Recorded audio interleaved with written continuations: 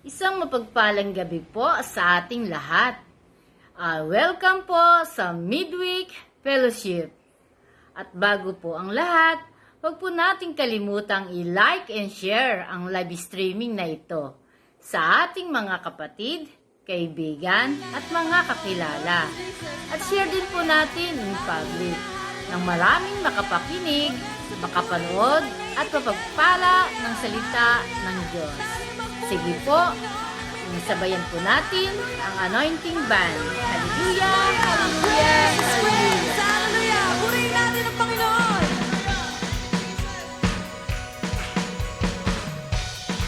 Hallelujah!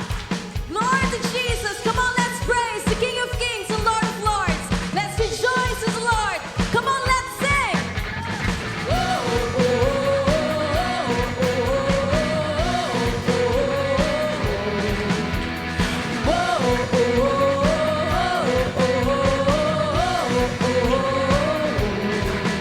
You took up the cross, gave it all for us, so that we might know grace. You gave up your crown, and that's so profound. We'll never be the same. We will never be the same. All that we are for your glory, all that we are for your name, Jesus. All that we are for your glory, we praise you. Whoa,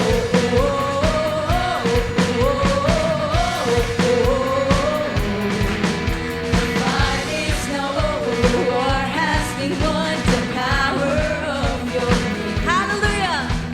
Jesus the Christ has made us alive. We'll never be the same. Come on, we will never be the same. All that we are for your glory, all that we are for your name, Jesus. All that we are for your glory, we praise you. All that we are for your glory, all that we are for your name, Jesus. All that we are for your glory, we praise you.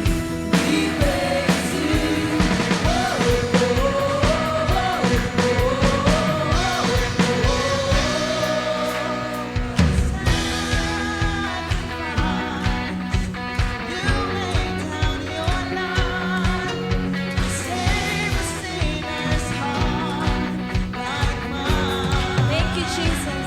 Come on, let's sing it out. All to you, my God. Hallelujah. Hallelujah. Hallelujah. To your name. All that we are for your glory. All that we are for your name, Jesus. All that we are for your glory, we praise you.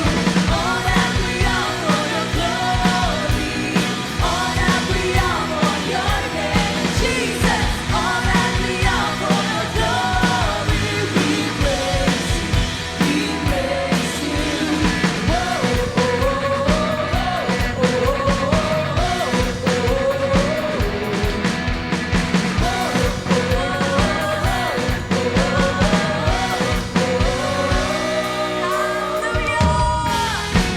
Come on, let's praise Him. Let's clap our hands to the Lord. Glory, praise.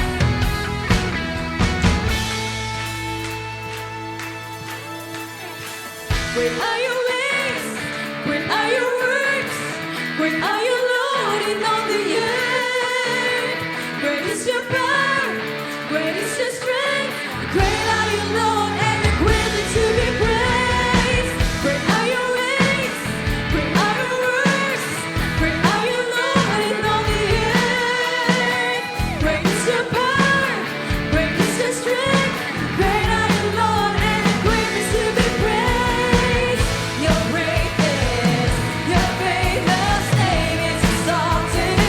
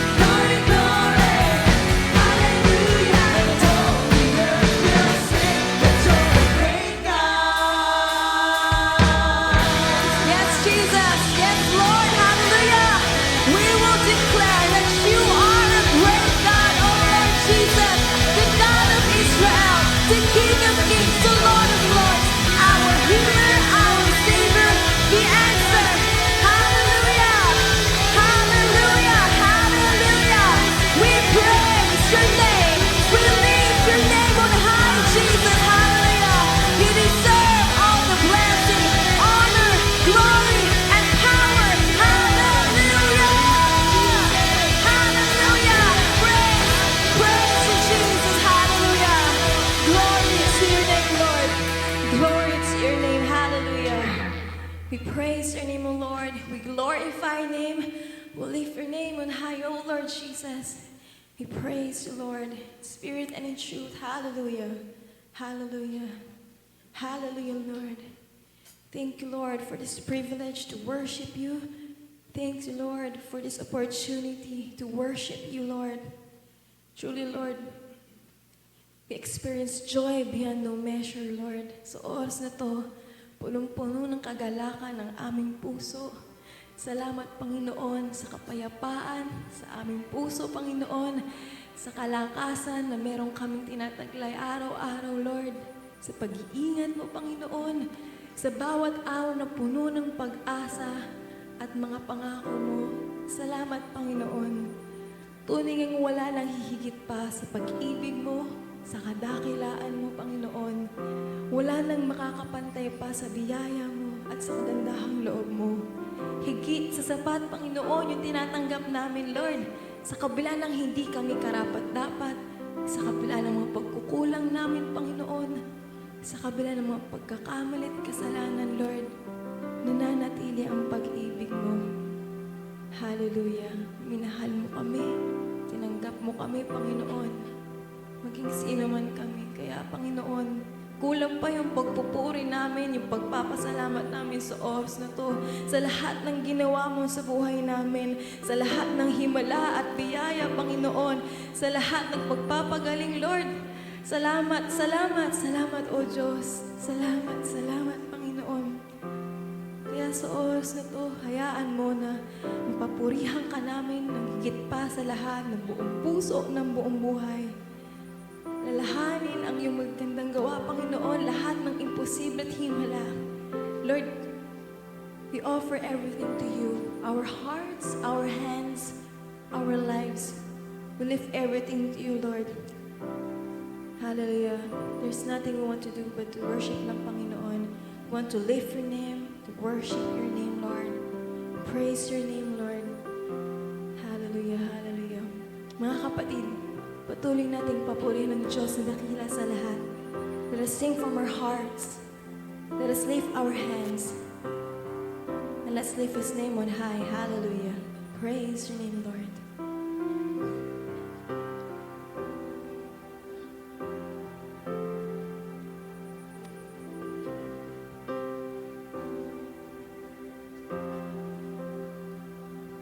When I look into your holiness, when I gaze into your loveliness, when all things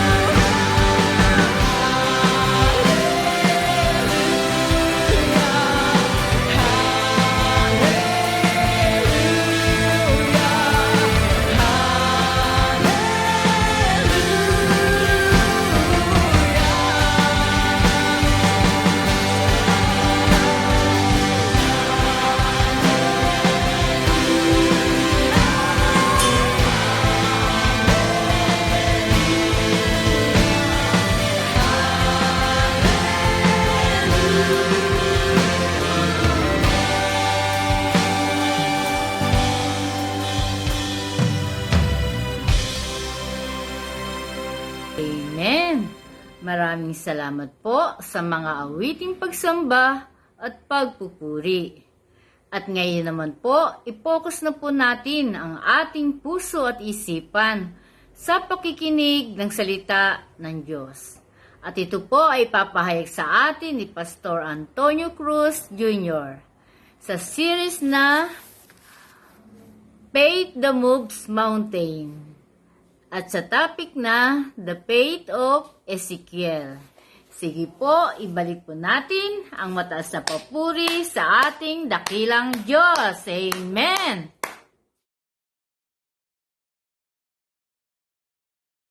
Ayan, minsan pa nga po, palakpakan natin ang Panginoon. Hallelujah. Praise the Lord. Praise you, Jesus. Glorify your name. Hallelujah. Hallelujah. Amen. So, mapagpalang gabi po sa ating lahat na mga kapatid ko sa pananampalataya at maging sa lahat po ng inaabot ng live streaming na ito. So, mapagpalang gabi po. At sa pagpapatuloy po ng ating gawain, tayo po ay manalangin. Aming Ama, kami ay muli lumalapit sa iyo. Pinupuri ka namin, pinasasalamatan at sinasamba sa oras na ito. At sa oras na ito, Ama, dalangin namin na ang iyong Espiritu Santo ibuhos mo sa iyong tagapagsalita at maging sa lahat po ng mga inaabot ng live streaming na to, na tulungan mo kaming maintindihan ang mensaheng gusto mong iparating sa amin.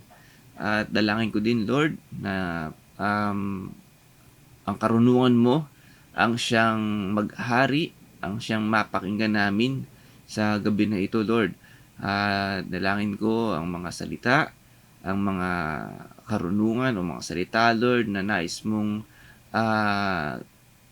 bigkasin ko, Lord, ay ikaw ang maghawak ng aking dila, Lord, na siyang kakailanganin upang mas lalo naming maintindihan ang mensahe na nais mong parating sa amin. Walang ibang mapapurihan, walang ibang maitaas sa gabi na ito, sa gawain na ito, kundi ang pangalang Jesus lamang. Maraming salamat, O Diyos. Sa iyo po ang pinakamataas na papuri, pagsamba at kadakilaan. Ito ang aming dalangin sa pangalan ni Jesus. Amen and amen. Hallelujah. Praise the Lord. Amen. Hallelujah. Hallelujah. Yan. So muli, mapagpalang gabi po sa ating lahat. At ngayon po ay handa na po natin ang ating sarili sa pakikinig po ng salita ng Diyos.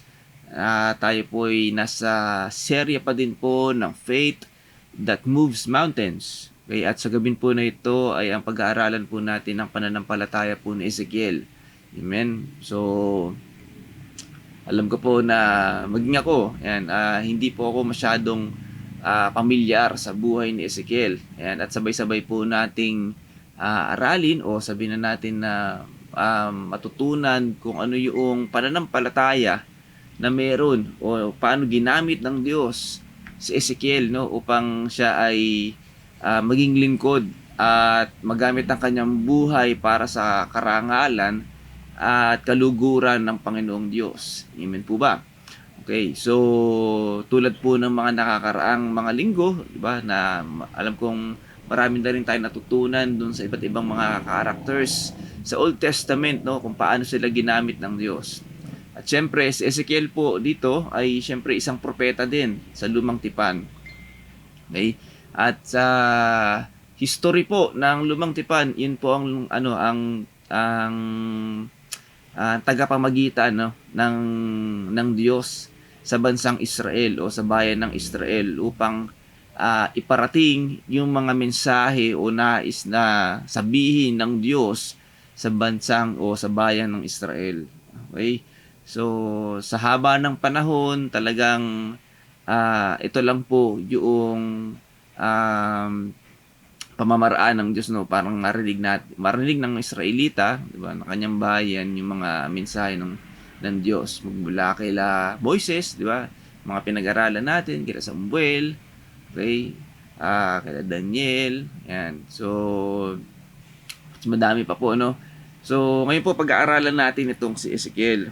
Okay, so ano po ba, sino po ba si Ezekiel? Okay, ang sabi po dito sa Ezekiel chapter 1 verse 3, ako na isang pari at anak ni Buzi ay nasa Babylonia sa baybayin ng ilog Kebar nang magpahayag sa akin si Yahweh. Okay, si Ezekiel po isang pari, no? At isa po siya sa mga naging captives, no? Mga naging bihag ng Babylonia. Okay, sa pamumuno po ni Haring Nebuchadnezzar. Okay, so kilala niyo po si Haring Nebuchadnezzar, no? Kung alam niyo po 'yung istorya, di ba? Ni Daniel, nila Shadrach, Meshach at Abednego. Yan. Sila po yung mga napagdiskitahan, di ba?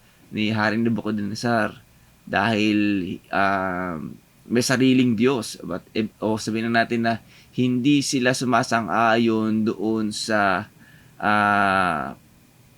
batas o pamamaraan ni Haring Nebuchadnezzar na sambahin yung mga rebulto o sambahin nila yung Diyos nila dahil itong sila Daniel at sila Shadrach, Meshach, Abednego ay naniniwala, 'di ba? At may pananampalataya kay Yahweh nung panahon na 'yon. Okay? So ito pong panahon ni Ezekiel, dito po nagsimula yung pamumuno ni Haring Nebuchadnezzar. So ito po yung una bago sila Daniel, ano?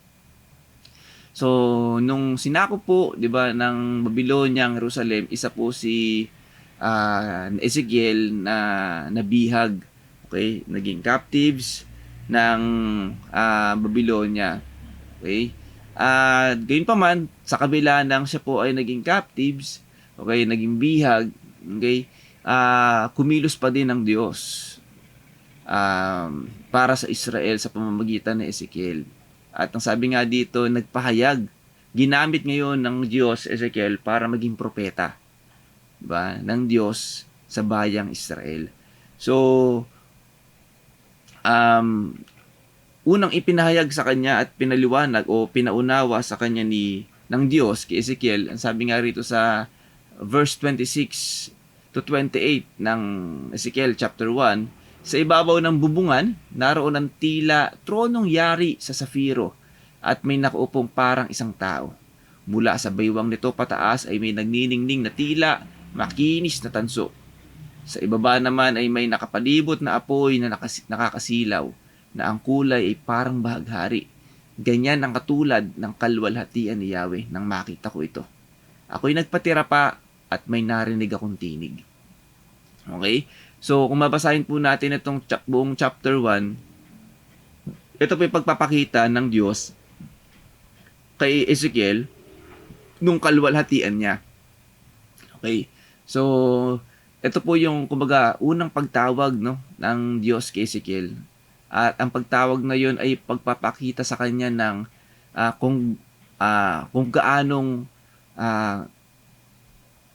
kadakila ang Diyos, na siya ay totoo, di ba, na tunay. Okay? So sa panahon na yon, mga pangitain, no, parang mga kumbaga parang sa panaginip, parang gano'n, nagpapakita sa kanya, ito yung ang Diyos, katulad kay Moises, di ba, nagpakita rin siya sa pamamagitan ng apoy, di ba, pamamagitan ng puno na nag-aapoy na ganyan. So may mga himala, di ba, mga unusual, di ba, sa mga hindi pangkaraniwang pagkakataon, doon nakikilala ng mga propeta ang Diyos. Okay? At isa ang tumbok nito, pagpapakita na siya ang tunay na Diyos. Amen? Napakahalaga po kasi ng mauunawaan ng isang tao at makilala muna ng isang tao, di ba, na totoo ang Diyos. Amen? Sa panahon natin ngayon, tunay po ang Diyos. Totoo si Jesus Christ. Amen? At maraming pagkakataon sa buhay natin, ganito din, ano? Hindi man yung sa extraordinary way natin nakilala ang Diyos, pero ako po ay naniniwala na sa buhay natin nakilala at napatunayan natin buhay ang Diyos, 'di ba, sa mga sitwasyon na naggumawa ang Diyos ng himala. Amen po ba? Okay? Kung minsan nandiyan yung nakilala natin ang Diyos, na down tayo, 'di ba? Kasi yun po yung yun po yung isang common na paraan, no? Para ang tao lumapit sa Diyos, yung tipong down tayo, yung tipong sagad ka na, diba? Yung wala ka na ibang matakbuhan, na hindi ka na kayang isalba ng pera mo, hindi ka na kayang isalba ng kapangyarihan mo, diba? Hindi ka na kayang isalba ng mga mahal mo sa buhay, diba? Okay. Doon madalas lumalapit ang tao, no? At nung sa panahon na yon, 'di ba? Doon kumikilos ang Diyos, doon natin nakikita. Okay? na yung down na down ka, napakabigat ng problema mo, o may karamdaman ka, pinagaling ka ng Diyos. Diba? Na ikaw ay napakabigat ng mga pagsubok mo sa buhay, ang Diyos ang naging sagot. Amen? At doon natin napatunayan na tunay at buhay ang Diyos. Amen? Buhay si Jesus Christ. Kaya po, napakahalaga po nito sa isang Kristiyano, no? Yung encounter, kung tawagin natin, ano? Paano ba natin na-encounter ang Diyos? Tulad nung kay Pablo, di ba? Ibang klase din yung encounter niya sa Diyos, eh. Binulag muna siya, eh. Di ba?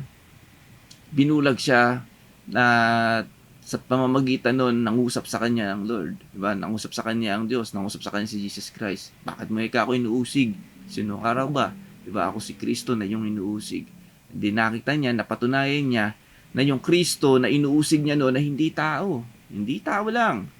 Okay, siya ay Diyos. At sa pamamagitan nun, naging masugid na lingkod, 'di ba, ni Jesus Christ si Pablo. 'Di ba? Naging apostol siya hanggang kamatayan, 'di ba? Ipinangaral niya ang mabuting balita tungkol kay Kristo. Amen. So napakahalaga po no na maunawaan tulad ni Ezekiel, nakita dito yung kaluwalhatian ng Diyos. Okay? Tulad din natin, napatunayan din natin, nakita natin sa ating buhay, sa encounter natin kay Jesus Christ na buhay ang Diyos. Buhay si Jesus Christ. At sapat na yun mga kapatid, ano, na dapat nating panghawakan. Alam nyo, dito po, no, napakabigat po at napakatindi po ng ipinapagawa o pinagdaanan din ni Ezekiel dito, no, nung siya ginamit ng Diyos. Okay? Pero hindi siya naging disobedient, 'di ba? Hindi siya nagreklamo, hindi siya ano tawag dito, hindi siya tumalikod, okay? Nasabi ni Lord, tama na, ayoko na. 'Di ba? Na pagod na ako, hindi. Kasi nga napakahalaga po sa isang tao, sa isang Kristiyano, yung may sapat tayong pagkilala sa Diyos. Amen. Kasi nga sabi nga, faith, 'di ba? Yan ay tamang pagkilala sa Diyos. Hindi tayo magkakaroon ng tunay na pananampalataya kung mali ang pananaw at pagkilala natin sa Diyos. Amen. Tama po ba? So, sa atin po mga kapatid, napaka-importante po niyan na tayo may tamang relasyon at tama po yung pagkilala natin sa Diyos. At dito, kay Ezekiel, tama po, no? Ito yung pinanghawakan niya, ito yung foundation ng pananampalataya niya. Ito yung foundation kung bakit siya naging propeta. Ito yung foundation kung bakit siya nanatiling propeta, diba? Nanatiling nagpapagamit sa Diyos. Dahil alam niya, yung naglilingkuran niya, yung nag-uutos sa kanya ay Diyos na buhay at Diyos ng Israel. Amen? So, bagaman, diba, kung titingnan natin, ang mga Israelita, hindi naman naniniwala yan eh. Karamihan sa mga Israelita hindi naniniwala kay Yahweh, sa Diyos. Kaya napakatigas ng ulo eh. Amen? At isa sa Israelita to, si Ezekiel, diba? Isa sa mga lipi yan. Okay?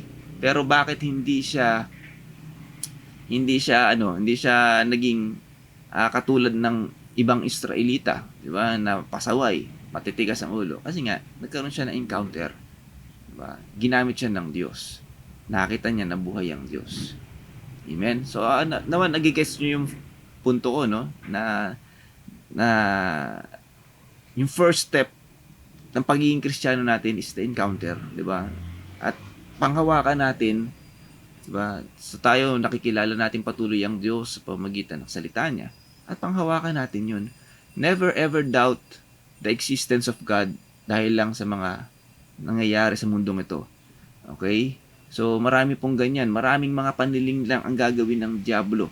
Maraming paniling lang ang gagawin ng kaaway para manghina tayo sa pananampalataya. Mga kapatid, maraming ginawa ang Diyos sa buhay natin na dapat natin panghawakan at nagpapatunay na buhay ang Diyos. Amen. Panghawakan po natin yung mga bagay na yan. Yes, hindi natin nakikita ang Diyos dahil siya espiritu. Amen. So, wag nawa no sa ganung kasimpleng bagay na totoo ba yung Diyos nyo? Hindi nga nakikita yan eh. So, nawa hindi tayo ma-shake dun sa ganung mga argumento, no? Na hindi naman nakikita yan eh. Siyempre, di ba, sabi nga ng Biblia, ang Diyos ay espiritu at dapat siyang sambahin sa espiritu at katotohanan. Amen po. So, isa yan sa dapat nating panghawakan. bagamat hindi natin nakikita ang Diyos, nararamdaman natin na kumikilos ang Diyos sa buhay natin. Amen. Kaya nananalig tayo, naniniwala tayo na buhay ang Diyos. Amen. Okay. At ano po yung pinapagawa sa kanya ng Diyos kay Ezekiel? Okay, so after nagkaroon ng encounter, dito na po, no? Ito na yung paggamit ng Diyos kay Ezekiel. Okay, tulad din po natin. Sabi nga natin, hindi lang tayo niligtas ng Diyos. May pinapagawa sa atin ng Diyos. Hindi lang tayo binigyan ng buhay na walang hanggan. Hindi lang tayo binigyan ng buhay na ganap at kasaya-saya. Yung buhay natin, nung nakilala natin ng Diyos, nagkaroon tayo ng encounter sa Kanya, it is an invitation, diba, na tayo po ay magpagamit. Yung buhay natin, ipagamit natin sa Diyos. Yun, para sa Kanyang kaluwalhatian. Tulad na nangyari kay Ezekiel, ang sabi po sa chapter 2, verse 1 to 8, sinabi sa akin ng tinig, okay, Ezekiel, anak ng tao, tumayo ka at may sasabihin ako sa iyo. Kasabay noon, nilukuban ako ng kanyang espiritu at tinayo ako upang pakinggan ng kanyang sasabihin. Amen? So, diba, tulad natin, tulad ng mga apostol, diba, nung nag-encounter tayo, nagkaroon tayo ng baptism of the Holy Spirit, no? Tinanggap natin ang Espiritu Santo.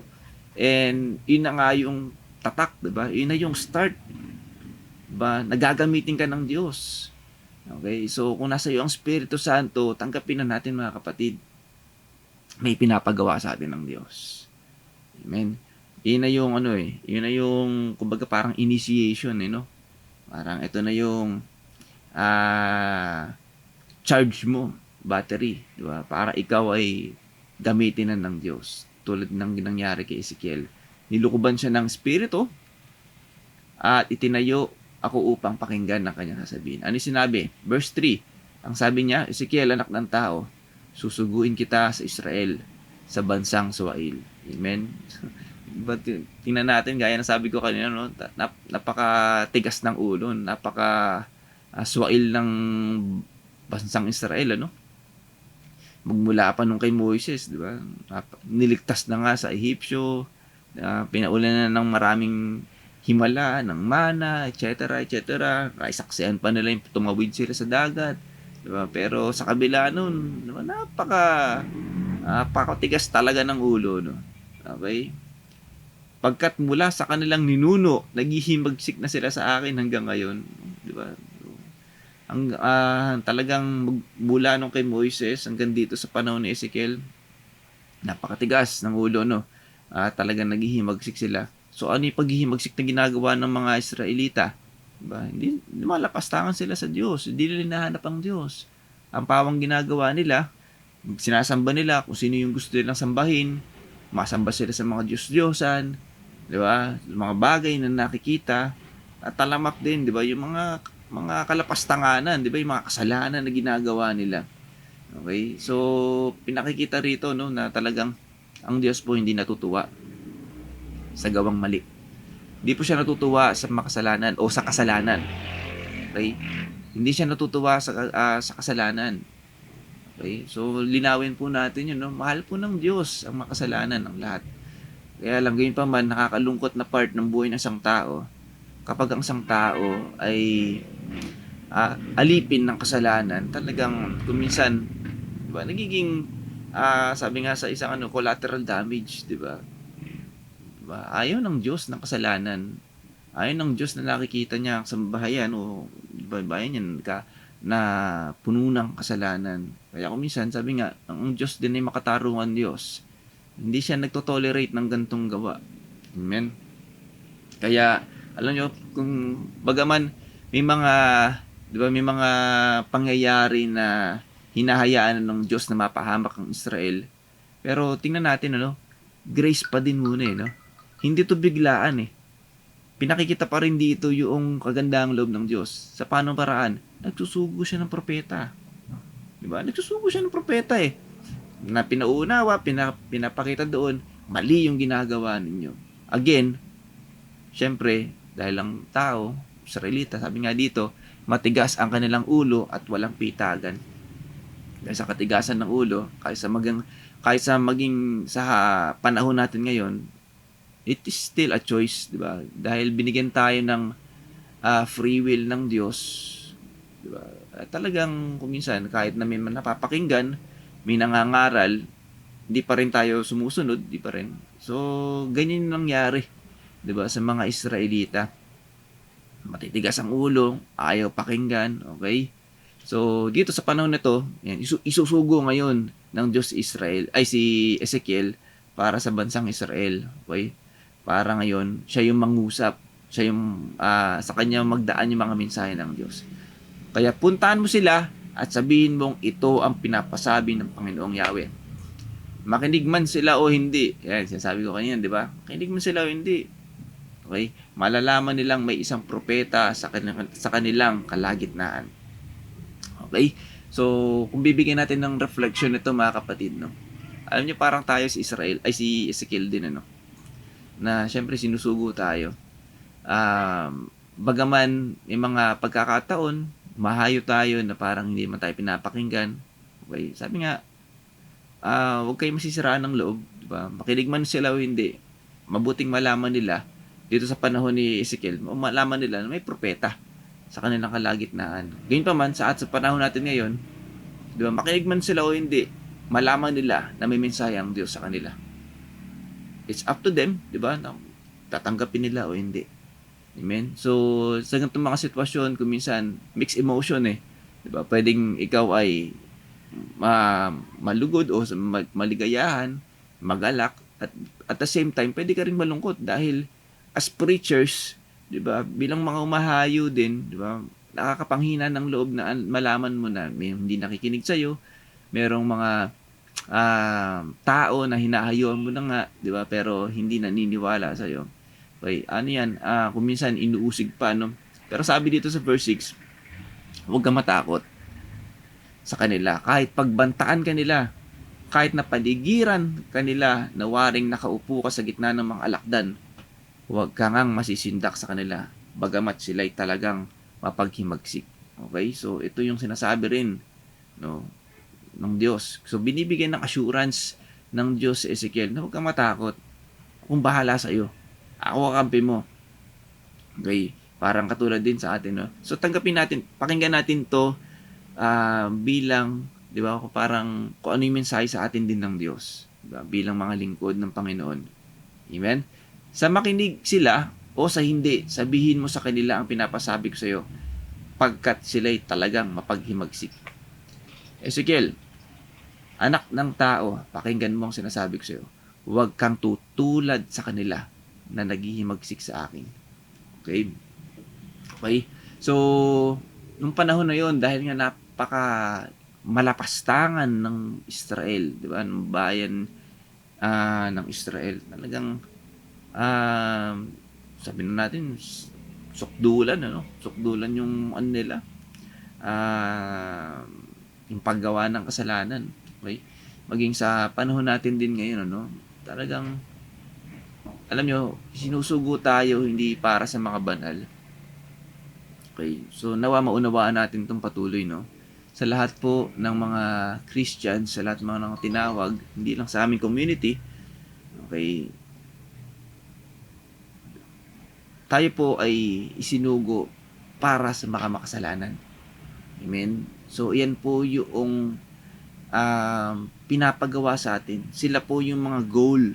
Sila po yung mga target natin. Diba? Yung mga makasalanan. Hindi po yung meron ng, diba? Meron ng kawan, meron ng sariling o inaatinan na community o meron ng pananampalataya. Okay? Bagamat hindi po masama, nagkakaroon tayo ng, diba, Bible sharing. Okay? Pero hindi po iyon yung mga target natin na kailangan nating hayuhan. Okay? Amen? Bagaman, kung minsan nangyayari din kasi, so yung mga kapwa community, di ba, nag-aagawan din ng mga flocks di ba, nag-aagawan ng mga members, o dito ka na lang sa amin, dito ka na lang sa amin, huwag ka na dyan, dito, para walang turo, dito, etc., etc., hindi po. Okay, so, sa akin po, maling-mali po yun mga kapatid. Napakarami, sabi nga sa kanyang salita, maraming aanhin aanihin, ngunit konti ang mag-aani. Napakarami po, no? So, kasi isa siguro nagiging dilema dahil siguro dapat ang mahayuan ko yung mga Christian na din para at least kahit papaano naiintindihan, naunawaan nila. Okay? Hindi po. Okay? Kung magpe-play safe po tayo, mga kapatid, na sa kapwa Christians din, diba, may meron ng nakakilala, okay, nakakilala sa Lord, okay, at meron na ring inaatinan, okay, so hindi po tama yun dahil kumbaga nga sa nag-aaksaya lang tayo ng panahon dahil yun po ay nakakilala na sa Lord. So, pinaka-target po natin ay yung mga taong lumalapastangan sa Diyos. Yung wala pang pangunawa, mga wala pang napapakinggan na salita ng Diyos. Amen? So, yan po, no, yung mga tao na uusigin ka sa umpisa. Okay, uusigin ka na hindi ako niniwala sa iyo. Wala ako, hindi ko kailangan ng salita ng Diyos na yan. Hindi ko kailangan yung mga bagay na yan. Yan po yung mga tao na yan. Okay, sabi nga, makinig man sila o hindi. Okay, huwag kang matakot. Okay, ang mahalaga, alam mo sa sarili mo, na ipinahayag mo sa mga taong yun ang salita ng Diyos. Amen. It's up to them kung ito ay papakinggan nila o hindi. Amen. Gayunpaman, mga kapatid, isa rin sa sinasabi ng Diyos kay Ezekiel na sinasabi sa atin, huwag kang tutulad sa kanila na naghimagsik sa akin. Okay? So, dahil nga si Ezekiel dito, di ba, Israelita din to na prone yan, na maging katulad din ng ibang Israelita. Pero salamat sa Lord, di ba? Diba? Nakita nga ni Ezekiel yung kalulhatian ng Diyos. Napatunayan niyang buhay ang Diyos. Amen. Tulad natin, napatunayan natin buhay ang Diyos. Okay, bagaman tayo po ay napapaligiran ng mga, di ba, ng sanlibutan ito, ng maraming tukso. Okay, so isa sa pahayag sa atin ng Lord, huwag daw tayo tutulad. Amen. Tulad ng pinapakinggan natin o pinag-aaralan natin every Sunday, di ba? Tayo may bagong buhay na. Amen. Tayo po ay hindi na alipin ng kasalanan. At ang sabi nga dito, ngumanga ka, kainin mo ito. Ano kaya yun? Ano kaya yung pinapakain sa kanya ng Diyos? Okay? So, chapter 3, verse 2, ngumanga ako upang kainin ng aklat. Sinabi niya sa akin, kainin mo ito at magpakabusog ka. Kinain ko nga aklat, sa aking panlasa, ito'y kasing tamis ng pulot kyutan. Amen? So, matamis pala yung aklat. Okay, so, sa mga panahon na to, hindi na natin kailangan tingnan kung literal ba na aklat. Pwedeng totoo dahil ang Diyos po, walang imposible sa Kanya. Okay? Pero ano po yung mensahe dito, no? Natin. Sa panahon natin ngayon, ito po yung salita ng Diyos. Amen?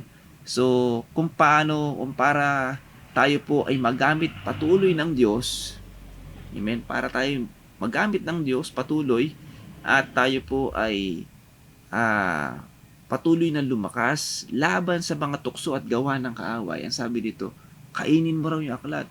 So ano ba yung aklat na yun? Sa panahon natin ngayon, yung salita ng Diyos. Amen? That's how important, diba, yung Word of God sa buhay natin. Tulad ng sinasabi sa Matthew 4, verse 4. Ngunit sumagot si Jesus, nasusulat, hindi lamang sa tinapay nabubuhay ang tao, kundi sa bawat salitang nagmumula sa bibig ng Diyos. Amen? Yan po ang salita ng Diyos. Okay? So, kinakain din po, no, ang salita ng Diyos. Hindi po para sa physical, bagaman ito po yung may effect, di ba? Sa physical, sabi nga sa kanyang salita. Di ba? Ito po yung nagbibigay ng lakas ng katawan natin. Okay? Pero gayon pa man, di ba? Higit sa lahat, ang espiritu po ang tumatatag dito. Yung spiritual life natin. Okay? So, napaka-importante po, no, sa atin, sa buhay natin, Kristiyano, na tayo po ay palagi nakakapakinig ng salita ng Diyos. Amen? So, yan po yung panlaban natin. Kumbaga, parang vitamins natin yan. Parang sa ano yun, bonakid ng batang may laban. Nag-promote pa, no? Parang ganun, mga kapatid. So, araw-araw may laban tayo. Hindi tao kalaban natin, kundi ang kaaway. ng diablo, di ba? Ang mga tukso, mga temptations na yan po ang mga kaaway natin. And for us, para magkaroon tayo ng, kumbaga, panangga, di ba? Kailangan natin ang salita ng Diyos. Amen? At para mas magamit din tayo ng Panginoon to preach the gospel is to first listen to the gospel. Okay? I-digest natin yung gospel. Amen po ba? So, sabi nga, we cannot give what we do not have. Hindi natin pwedeng ibahagi din yung mga bagay na wala tayo. Amen? Ano ibabahagi nating salita ng Diyos kung mismo tayo, hindi tayo babad sa salita ng Diyos. Okay? So, important po yan sa bawat Kristiyano, no? Okay? So, yan po yung isa sa preparation na ginawa ng Diyos kay Ezekiel, no? Na siya po yung kasulatan, yung aklat, salita ng Diyos, yun po yung, kumbaga, itinanim ng Diyos kay Ezekiel para magampanan niyang mabuti yung pagkatawag sa kanya. Amen? So, naging matatag siya dito, mga kapatid. At, bagaman, sabi nga, kakampi ng Diyos, si Ezekiel, diba? Pero, may nangyari sa buhay ni Ezekiel na, sabihin ko na napakabigat, no? Isang bagay na, as in, mabigat talaga, no? Parang, pinapakikita rin dito na, hindi ganoon ding kalali, o sabihin natin kagaan, ang, maging isang lingkod, ba? Talagang dumadaan din yan sa mga pagsubok. Okay? Hindi po exempted, no? Pero gawin pa man, laging may purpose at laging mayroong plano ang Diyos sa buhay natin kung bakit nangyayari ang mga bagay na iyon. Okay? Ano po ba yung nangyari kay Ezekiel dito? Sabi po sa Ezekiel chapter 24 verse 15 to 17. Sinabi sa akin ni Yahweh, Ezekiel, anak ng tao, sa isang iglap ay kukunin ko ang taong pinakamamahal mo. Ngunit wag mong itatangis ni iluluha. Okay? So, ako man yung, di ba, parang si Ezekiel dito, Lord, what? Parang ganun eh. Kukunin mo yung taong pinamamahal ko. Okay? Ibig sabihin, mamamatay. Okay? So, parang ang bigat ng pagsubok na yan. Parang napaka-tindi, no? Bakit naman, may mga tanong na bakit na magsisulputan dyan, ano? Bakit, etc., okay? Sabi rin sa verse 17, maaari mong daanin sa buntong hininga, ngunit tibayan mo ang iyong loob. Okay? Diba, ang hirap nun, no? Diba, parang, hindi ka na nga tatangis, hindi ka na iluluha, diba? Idaan lang daw sa buntong hininga, tibayan daw yung loob. Diba? As a person, di ba, sa isang tao na ikaw ay syempre may emotions ka din, di ba? Parang pakahirap, no? Pero sabi nga, si Ezekiel dito, talagang ginampanan niya kung ano yung, o ginawa niya kung ano yung sinasabi ng Diyos sa kanya. Manahimik ka at huwag ipaparinig ang iyong pagtangis. Huwag kang lalakad ng walang sapin sa paa at lambong sa ulo. Natanda ng pagluluksa. Huwag mong tatakpan ang iyong muka. Ni kakain ng pagkain ng mga upahang taga-iyak. Okay, so napakadaming napakadaming habilin sa kanya ng Diyos, no? Kukuhanin na nga yung mahal niya sa buhay, ito pa yung gagawin niya. Parang hindi deprive pa siya doon sa mourning niya, no? Yung sa pagluluksa niya. Okay? Pero tingnan natin, baka may plano ang Diyos, may purpose. Okay, verse 20, sinabi sa akin ni Yahweh na sabihin ko sa sambahayan ng Israel ng ganito, ang aking templo na siyang sagisag ng inyong kapangyarihan ay kasiyahan, at kasiyahan ay sasaulain ko, at papatayin sa tabak ang inyong mga anak. Tularan niyo ang ginagawa ko. Huwag kayong magluluksa ni malulungkot. Magayos kayong tulad ng dati, nakaturbante at panyapak. Huwag kayong tatangis o luluha dahil sa inyong kasamaan.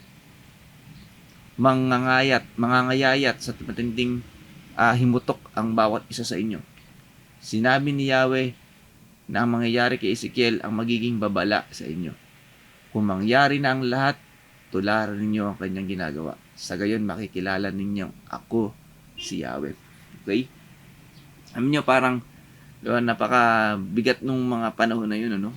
Parang, Lord, ako pa yung gagawin mo example. Di ba? Parang, ako pa yung, di ba, parang, ako pa yung gagawin mong, yun nga, parang example, no? Para maunawaan nila na kung paano yung gagawin nila. Amen. So, alam nyo, tingnan natin yung pananampalataya ni Ezekiel dito, ano? Diba? Pwede na siya mag-back out eh. Pwede na siyang tumigil eh. Pero nanatili siya na di ba, na parang nanatili siyang naglilingkod sa Lord sa kabila ng mangyayari nito. Okay? So, diba, marami din sa buhay natin ngayon. Ano ba yung reflection nito, no? Alam niyo, may mga bagay sa buhay natin na hahayaan o pahintulutan ng Lord na mangyari yung pagsubok na yan, na hindi lang para, di ba, para maramdaman natin yung pagsubok. Pero lagi nating narinig, di ba, may purpose ang Lord. Okay? Na maunawaan natin, na makita natin na kaya pala nangyari pagsubok na to, kasi eventually magiging testimony ko to, no? Di ba, magiging testimony ko to sa maraming tao na hayuhan ko. Okay? So, wag muna nating tingnan na baka may mamatay din, ano? Although yung death naman talaga is inevitable, no, mga kapatid. Talagang wala namang permanente dito sa mundo. Okay? Pero wag mo nating isipin na laging may mamamatay sa pamilya natin, sa mahal natin sa buhay para maging testimony. Pwedeng mga pahintulot na pagsubok ng Lord sa atin. Nagkasakit, katulad ko nung nakaraan, di ba? Nagkaroon ako ng karamdaman na eventually naging malinaw sa akin na ginamit to ng Lord, di ba? For me to see things more clearly, di ba?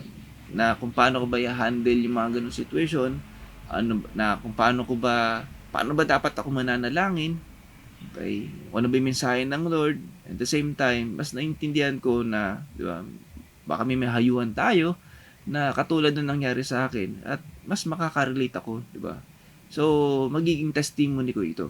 So, alam niyo, marami ding mga pagkakataon sa buhay natin na ganyan, mga pagsubok na kuminsan hindi natin malaman na parang dumaan lang ba?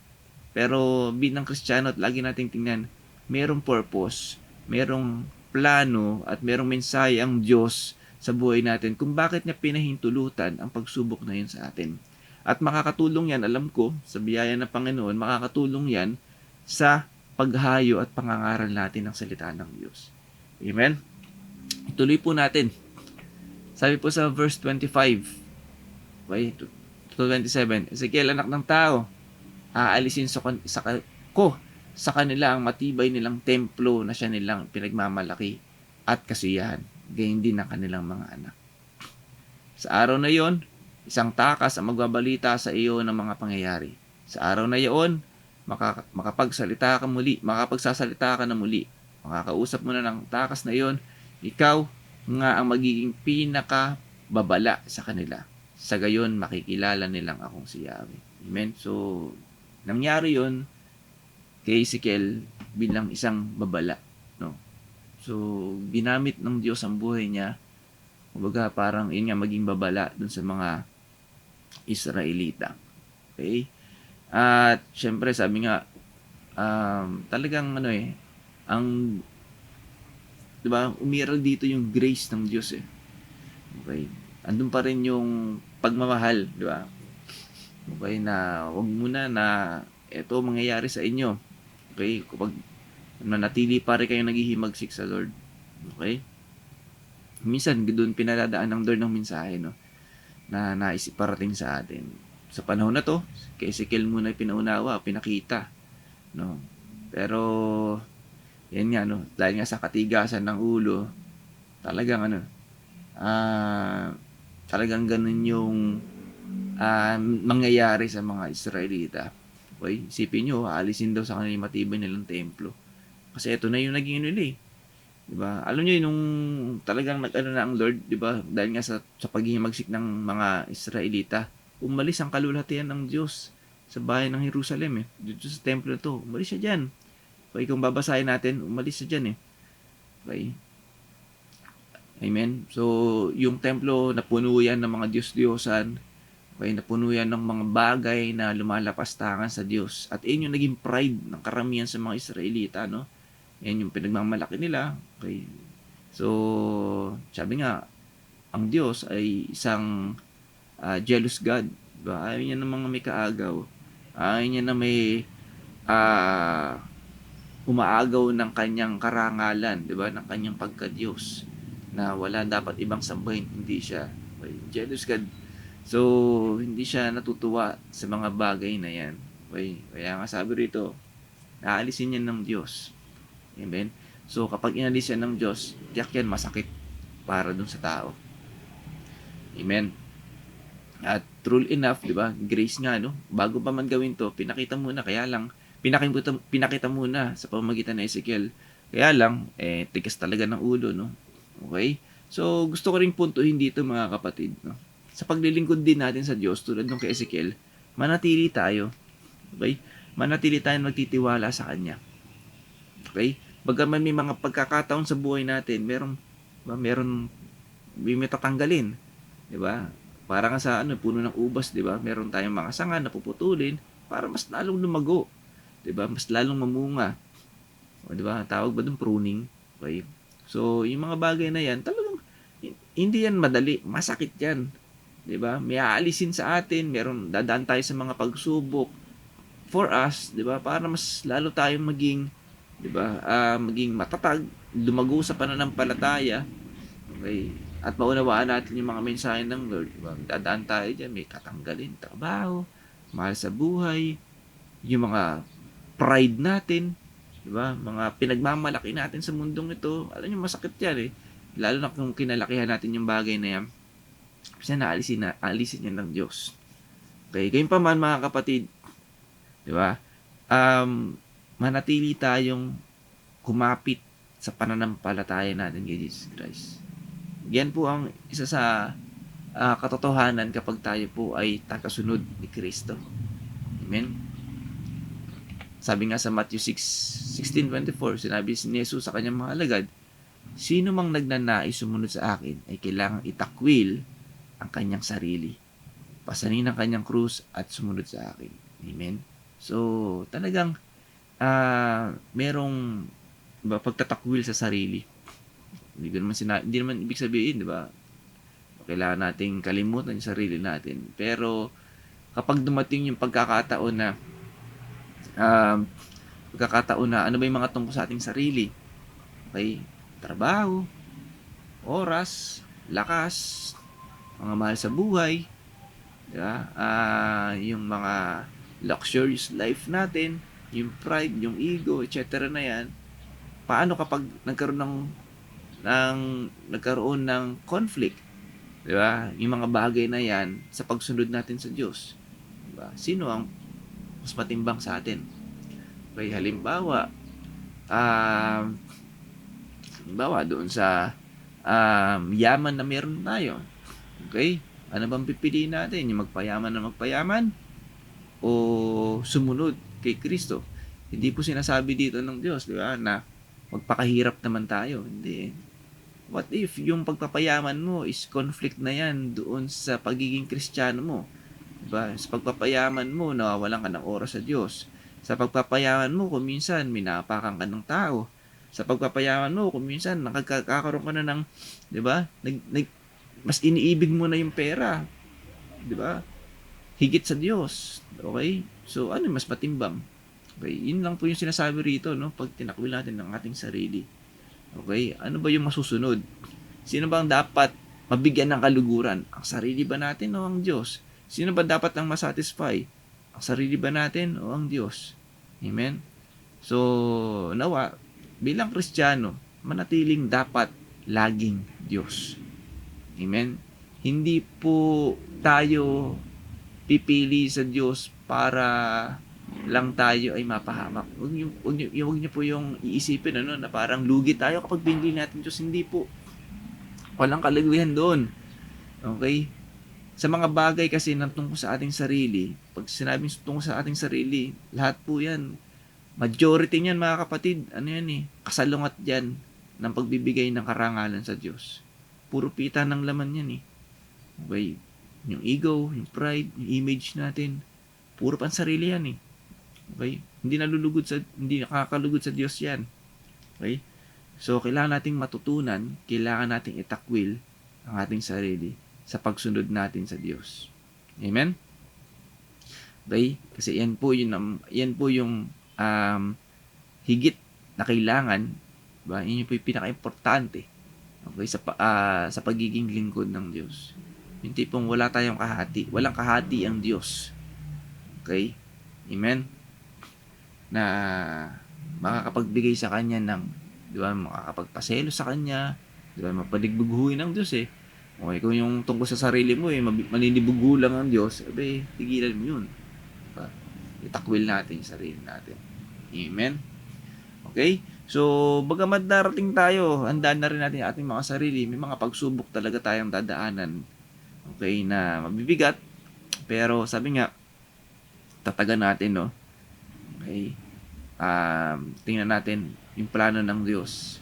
Lagi naman diba, Roma 8:28, okay, lahat ng mangyayari sa atin ay para sa ating ikabubuti. Amen? Ang plano ng Diyos para sa mga nagmamahal sa Kanya ay para sa ating ikabubuti. Okay? Amen. So, ito po yung nangyari na, So, after nyan, pinaliwanag na. So, maraming mga bagay na nangyari na, na sa mga Israel. Okay? Ezekiel chapter 9, verse 1 to 11. Sumigaw si Yahweh, halika kayo, mga itinalaga upang magpahirap sa lungsod. Dalhin ninyo ang inyong mga sandata. Mula sa pintuan sa hilaga ay pumasok ang anim na taong tigi-tigisa ang sandata. May kasama silang nakasuot na kayong lino at may panulat sa baywang. Tumayo sila sa may altar na tanso. Noon, ang kalwalhatian ni Yahweh ay nasa pagitan ng mga kirubin ay tumaas papunta sa pasukan ng templo. Tinawag niya ang lalaki na nakadamit ng telang lino at may panulat sa baywang. Sinabi niya rito, libutin mo ang lungsod ng Jerusalem at lagyan mo ng tatak sa noo ang lahat ng nagdadalang hati dahil sa mga suklam-suklam na ginagawa roon. Sa iba naman, ay narinig ko ang sinabi niya, sumunod kayo sa kanya at patayin ninyo ang mga taga roon. Huwag kayo magtitira, maliban sa mga may tanda sa noo. Patayin ninyong lahat ang mga taga roon, matanda, binata, dalaga, babae at bata. Umpisahin ninyo sa sanktuaryo. Inuna nga nilang patayin ng matatandang pinuno ng bayan sa harap ng bahay. Sinabi niya sa kanila, parumihin ninyo ang templo at punuin ninyo ng bangkay ang patio. Sige, umpisahan niyo na. Lumakad nga sila at pumatay sa lungsod. Ako'y naiwang mag-isa. Habang pumapatay sila, nagpatira pa ako at nanangis. Sinabi ko, Panginoong Yahweh, aking Diyos, dahil ba sa galit mo sa Jerusalem ay ubusin mo ang mga nalalabing Israelita?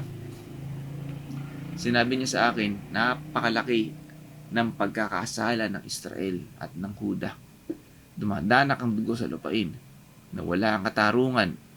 Sinasabi pa nilang hindi ko sila makikita sapagkat umalis na ako sa lupain. Kaya pagbabayarin ko sila sa ginawa nila. Wala akong patatawarin isa man sa kanila. At bumalik ang lalaki na kasuot ng telang lino. At sinabi kay Yahweh, nagawa ko na po ang pinagagawa ninyo sa akin. Okay? So ano po mensahe sa atin dito mga kapatid? Sabi ko nga, ang Diyos po ay God is just, makatarungan Diyos. Okay? Hindi po siya sabi nga, hindi siya natutuwa at hindi siya nalulugod sa gawang kasalanan. Hindi siya nalulugod sa kasalanan. Okay? So, ayaw niya ng kasalanan kahit anong gawin. Okay? At sa kasamaang palad nga, mga kapatid, noong mga panahon na to, sabi nga kayo, napakatikas ng ulo ng mga Israelita, Napakatindi ng pag-iimagsik nila, napakatindi ng kasalanan nila sa Diyos, Diba? So, to the point na ganito na yung nangyari, Okay?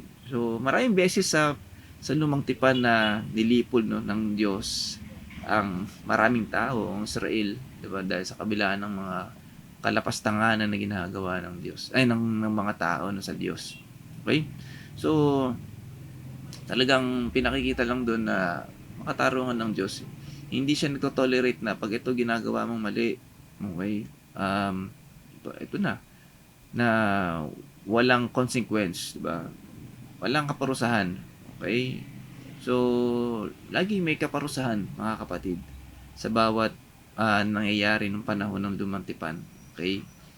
Okay, nandyan nga yung panahon ng Moises, 'di ba? Mga pinaulan ng mga ahas, 'di ba? Na pinagtutuklaw sila dahil sa mga kalapastangan nila sa Diyos.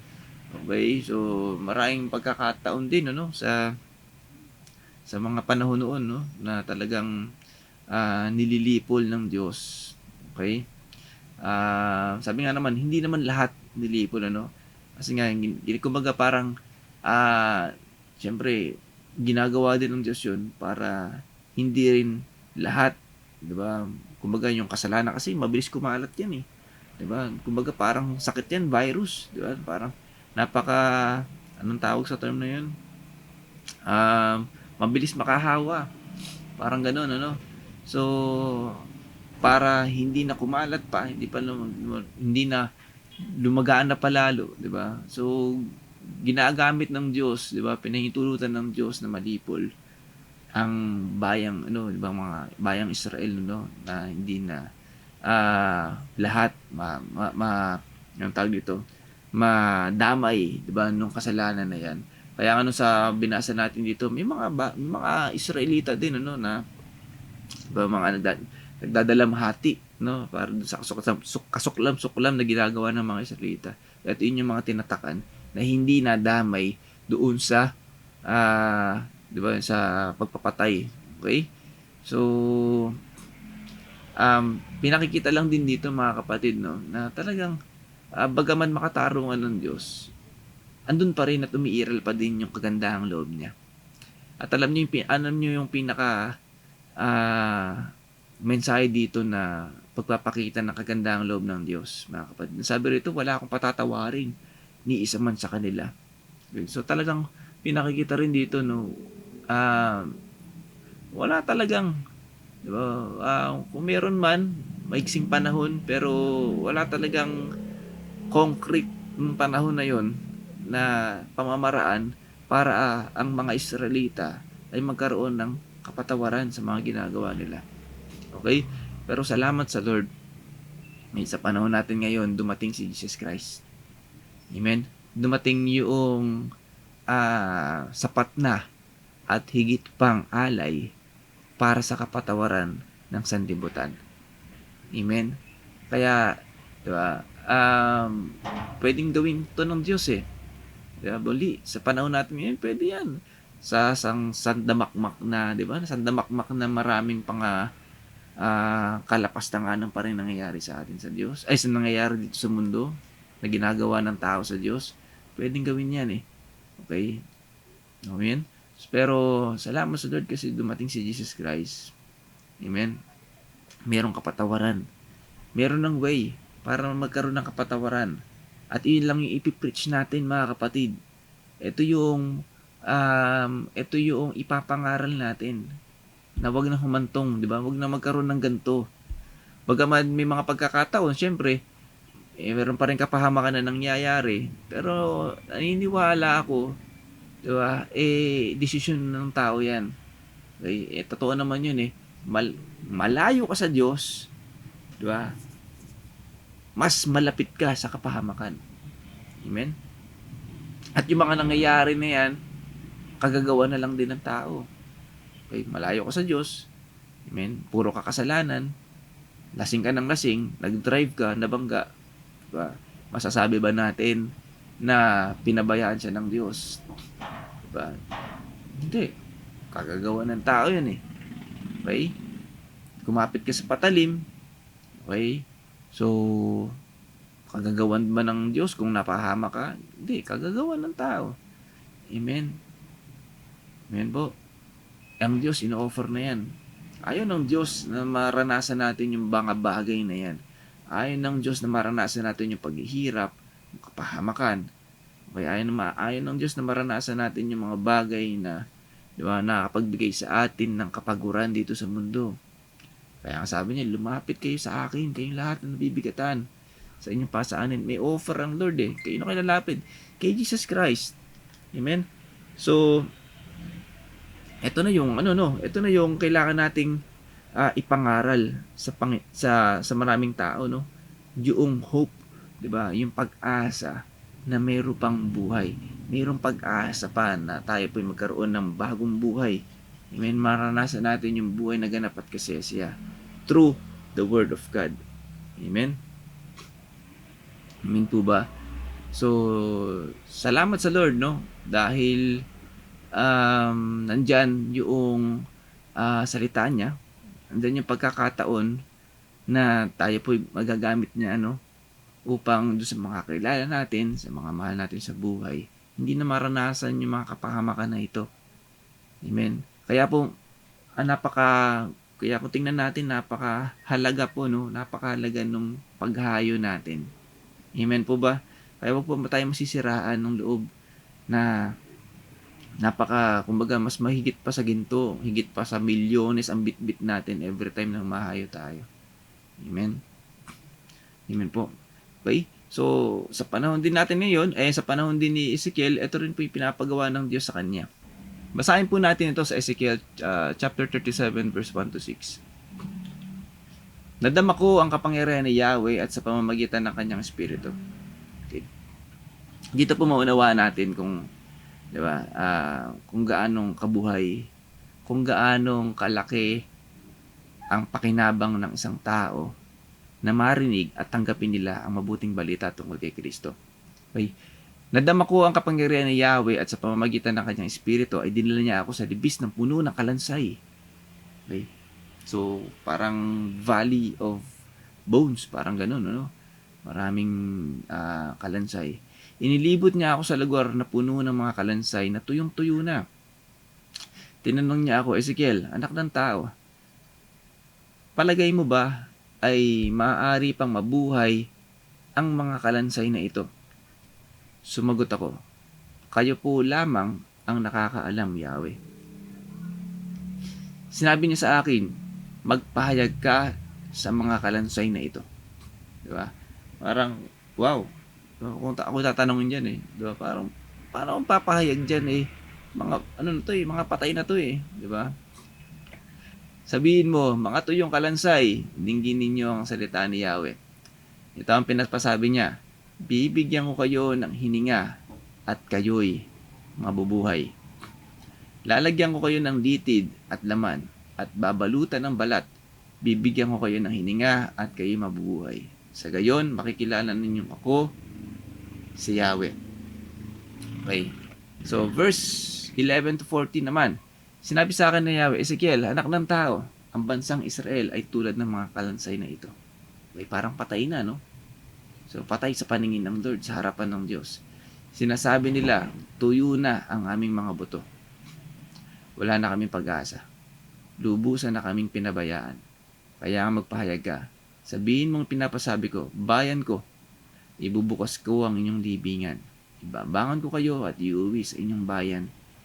Kung maibubukas ko ang inyong libingan at mababangon ko kayo, makikilala ninyo ako si Yahweh. Hihingahan ko kayo upang kayo mabuhay at ibabalik ko kayo sa inyong sariling bayan. Sa gayon, malalaman ninyo na ako si Yahweh ang nagsabi nito at aking gagawin.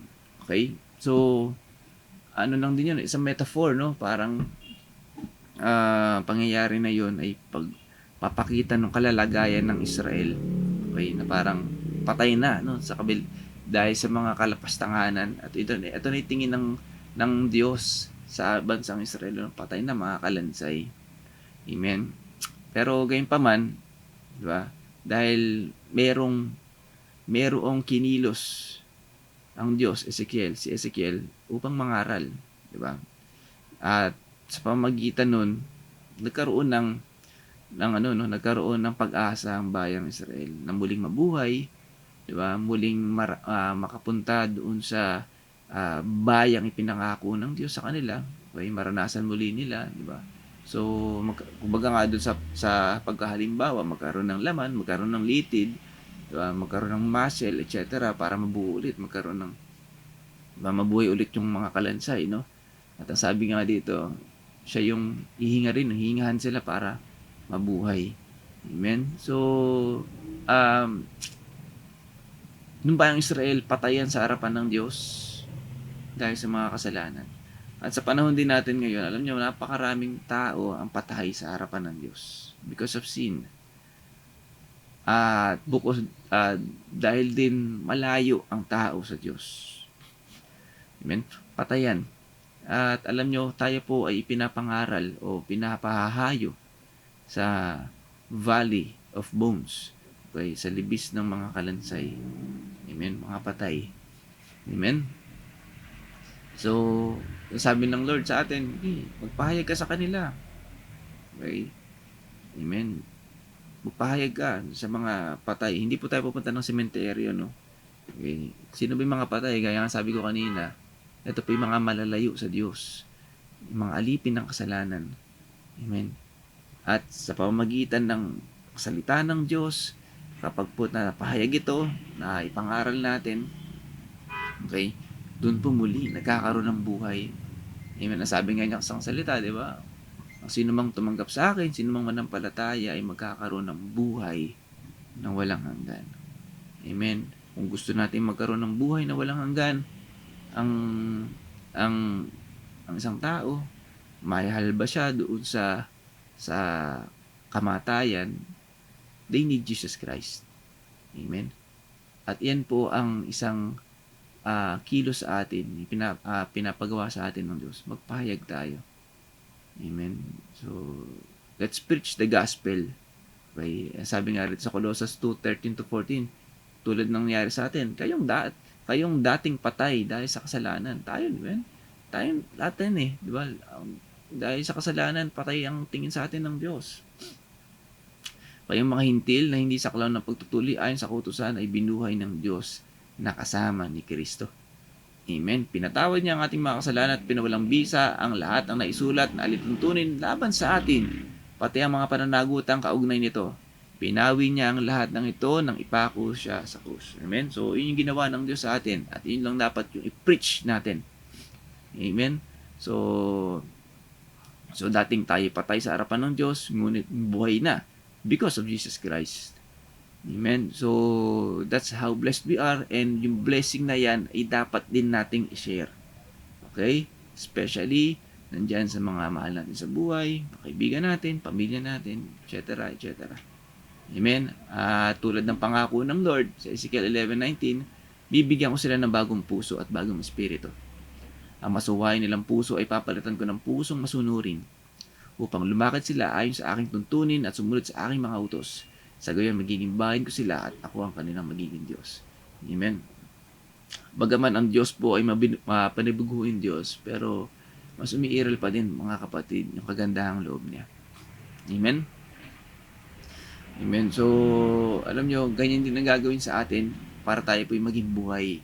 Sa bawat mga papangaralan natin, sa bawat mapapahayagan natin sa salita ng Diyos, ito po yung mga mangyayari na dating pusong masuwayin, pusong bato, parang gano'n, mga puso na, di ba, mga pasaway, walang imposible po sa Lord. Kapag yan po ay tumanggap kay Jesus Christ, bagong puso, bagong espiritu, ibibigay sa kanila. Yung masuwayin nila, mawawala yan. Papalitan ng masunurin. Amen? At nandiyan na yung muli, pagbabago ng buhay. Diba? Sabi nga sa 1 Corinthians 5:17, magiging bagong nilalang na sila. Wala na ang dating pagkatao. Kaya, alam nyo, kung gusto nating mabago ang buhay ng isang tao, okay, tayo yung mga Ezekiel ngayon. Okay? Tayo yung mga Ezekiel ngayon na kailangan natin ipangaral ang salita ng Diyos.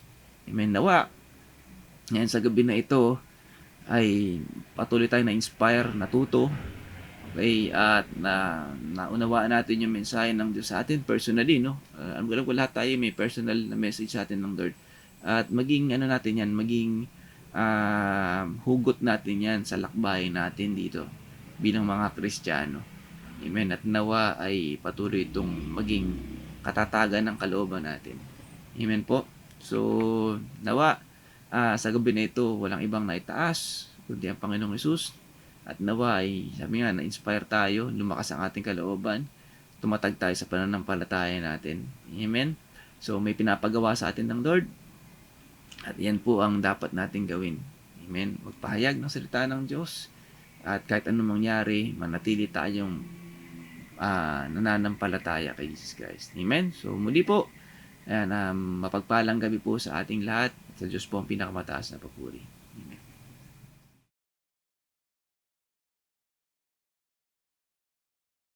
Amen. Maraming salamat po sa buhay at pag-asa na bigay sa atin ng ating Panginoong Hesus. At muli po, magkita-kita tayo sa darating na Miyerkules, 6 to 8 p.m. po. At meron din po tayong Youth Fellowship, 5 to 6:30 p.m. Every Saturday naman po iyon. At siyempre po, meron din tayong Sunday Fellowship. 2 session na po iyon, 9 to 11 a.m. at 2 to 4 p.m. At bilang pagtatapos po ng ating gawain, pastor natin, mahal natin. Ang community natin ng lingkod, mahal natin. At siyempre po, pamilya natin, mahal natin. At ang tema po ng taon, ako ay para kay Kristo, kasama ng lingkod na hahayo. Amen.